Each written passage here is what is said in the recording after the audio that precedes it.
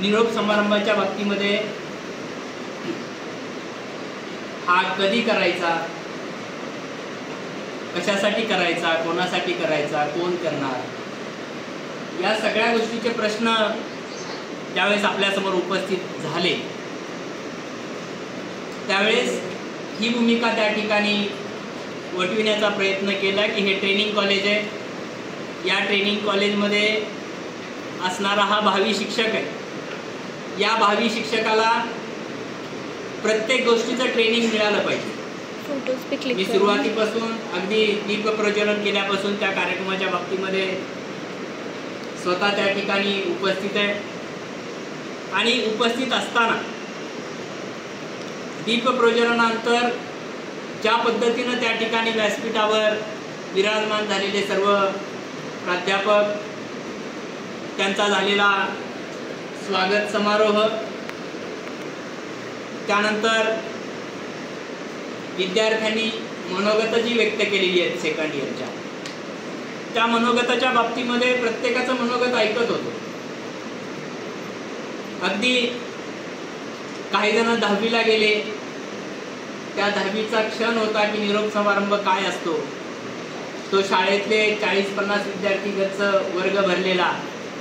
त्या ठिकाणी ठराविक शिक्षक त्या ठिकाणी आलेले असतात आणि तुम्हाला निरोप समारंभ देण्याचा कार्यक्रम असतो। त्यामध्ये उत्सुकता असते की मला आलेले अनुभव कथन करायचे, मला बोलायचंय, मला काहीतरी सांगायचंय, मला सांगायचं होतं परंतु आतापर्यंत संधी मिळाली नाही, संधी दिली गेली नाही, त्या संधीचं सोनं मला करायचं, या भूमिकेतून त्या ठिकाणी प्रत्येकजण आपलं मनोगत व्यक्त करत आणि हे मनोगत व्यक्त करत असताना ज्या पद्धतीनं फर्स्ट इयर आणि सेकंड इयरच्या विद्यार्थ्यांना एक गुगल फॉर्म टाकलेला आहे, फीडबॅक फॉर्म त्या ठिकाणी टाकलेला आहे, प्रत्येकाला त्या ग्रुपवरनं फीडबॅक फॉर्म फिलअप करण्यासाठी सूचना 3 वेळा दिलेल्या आहेत। त्याचं कारण असं आहे की माझ्या संस्थेच्या डायरेक्टरपासून, माझ्या कॅम्पसपासून, माझ्या कॉलेजपासून, या ठिकाणी दिलेल्या सुविधापासून माझ्या बावशीपर्यंत सर्वांमध्ये काय गुण आहेत, काय अवगुण आहेत, त्याच्यामध्ये कशा पद्धतीनं बदल केला पाहिजे, परिवर्तन केलं पाहिजे आणि भविष्यामध्ये वाटचाल करायची आहे, या भूमिकेतून ते केले। त्यामुळे तुमचा डाटा सत्य परिस्थितीवर आधारित असणार आहे आणि त्यामध्ये स्पष्ट लिहिलेलं आहे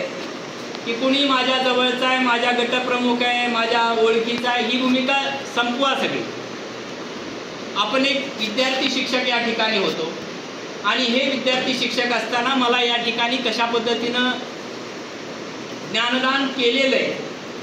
आणि ज्ञान अवगत करण्यासाठी मी कशा पद्धतीनं प्रयत्न केलेला आहे, तो प्रयत्न करत असताना माझा या ठिकाणचा सर्व स्टाफ कशा पद्धतीनं तुमच्याबरोबर ते देण्याचा प्रयत्न करतोय, त्यांच्यामध्ये काही बदल आहे का, करण्याची आवश्यकता आहे का, त्यांच्याकडनं काही जास्तीचं तुम्हाला दिलं जात आहे का, प्रमाणाच्या बाहेर तुम्हाला त्या ठिकाणी सहकार्याची भूमिका केली जाते का,